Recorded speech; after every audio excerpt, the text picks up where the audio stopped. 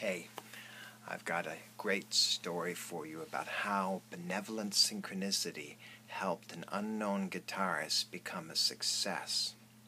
Now, I've already written about how Benevolent Synchronicity worked behind the scenes in Oprah's success. That's a great story. You owe it to yourself to read it. It's an ebook. It's free, and it's on my site, petermfellows.com. Do yourself a favor, have a look at that. But this story is about the legendary rock guitarist Joe Satriani.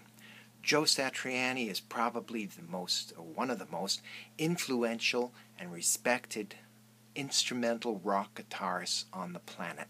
10 million albums sold, 15 Grammys, 30 plus albums. He's an amazing character. But let me pause before I get into that.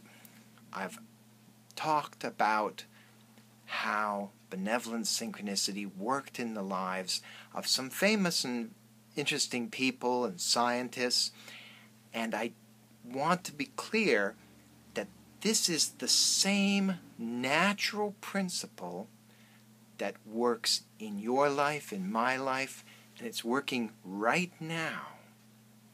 And it works like this.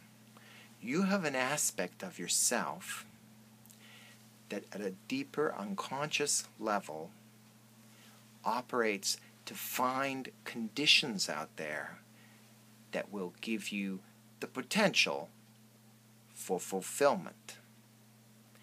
That deeper self then guides you unconsciously in your thoughts, decisions, and actions so that you go towards those opportunities.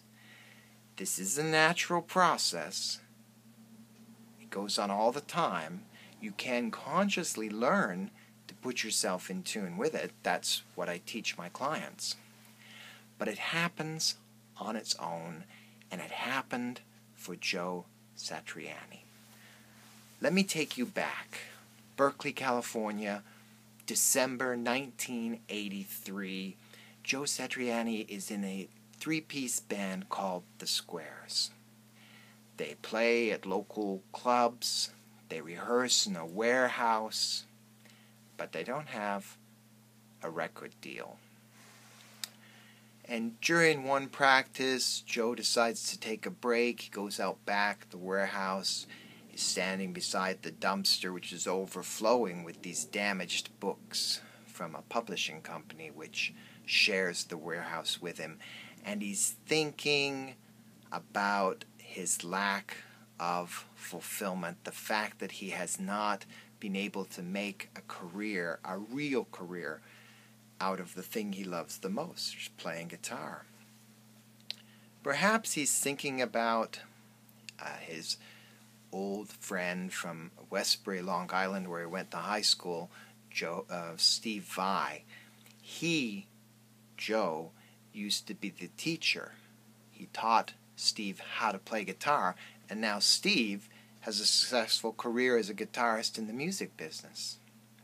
Or maybe he's thinking about the fact that he declined an offer to join the Greg Kihn band, which was a Berkeley band, but it went on to success without Joe. That opportunity was gone. Whatever he was thinking, he didn't know what to do next. And as his conscious mind was thinking that, was occupied with that, the deeper self, through the unconscious, was having him absent-mindedly go through some of these discarded books, and then engaged his attention on the title of one, How to Start Your Own Business. In that moment, he got the message, this is the next step. This is the path forward for you. So he takes his book home, and he follows the steps in it. He fills out the forms in it. He goes to the Oakland County courthouse, puts down his $12, and he's now a publishing and record company, at least on paper. But that makes him think, now I've got to have a record. So he decides he's going to make a record which shows off his innovative style of instrumental guitar, something he couldn't do in the confines of playing the clubs with his band. So he finds a cut-rate record company, and he makes his 5-track EP. Part of the deal, though, to get this record, even though he just wants a demo, he has to purchase 100 copies of this record. So that means that from that point on, he's trying to get rid of these things, sell them one at a time from the trunk of his car. It's a drag. And after some time, he doesn't know whether it's doing him any good or not. He just wants to get rid of these records. So what he does, the deeper self gives him this idea, why not send them out to all the independent record stores, of which there was a lot in the 80s, just to be done with them. And with each record, he puts a note that says, I'm a nobody, but here's a record. Do whatever you want with it. If you sell it, keep the money. I don't care. And he lets that go. Sometime later, he's practicing with his band when the bass player comes up to him and says, hey man, I think your record was reviewed in this magazine, Guitar Player, a very influential magazine at the time. Somehow, as impossible as it seems, his little unknown nobody record that he just sent out randomly to businesses got into the hands of a reviewer who, for whatever reason, decided that he would write a review in his magazine about this completely unknown guitarist. And what he says is that Joe Satriani is the strangest, most avant-garde guitarist I have ever heard. And when Joe reads that, it's like a lightning bolt. He's empowered. He says, that's who I want to be, that avant-garde guitarist. That is what I want to be. His inner self, his deeper self, if you prefer, has found a space to put in that energy, that inspiration, that drive. And Joe makes the decision right then to leave the band and fully commit to the music business. And he knew that he needed an album which was more mainstream. The other one he had shown off by having only instrumental guitar in. It was a little experimental. But now he's going to have other instruments in it, and he's going to have good quality production values. But all that costs money. Lots of money. So he goes to his friends, and he says, who can loan me some money? They don't really have money. And he speaks to people he's met, contacts through the clubs, playing at the clubs. But no, he can't get money. He even goes to banks and says, I'd like to take out a business loan. And they're like, whoa, I don't think this is a viable business.